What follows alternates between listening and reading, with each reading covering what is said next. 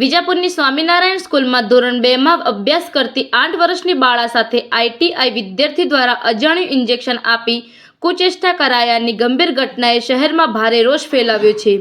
બાળાએ police અને અન્યની હાજરીમાં આરોપીને 2 વખત સ્પષ્ટ ઓળખ કરી હોવા છતાં એફઆઈઆરમાં નામ ન ઉમેરાતા અને આરોપીની ધરપકડ ન થતાં વાલીઓ ગુસ્સે ભભકી ઉઠ્યા।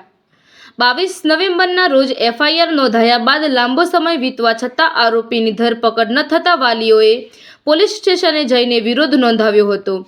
પોલીસ અધિકારી તરફથી સંતોષકારક જવાબ ન મળતા વાલીઓએ તાત્કાલિક એસપી મહેસાણાને રજૂઆત કરી હતી।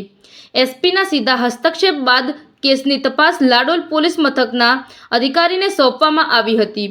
એસપીએ 12 કલાકમાં આરોપીને હાજર કરવાની ખાતરી આપી હતી।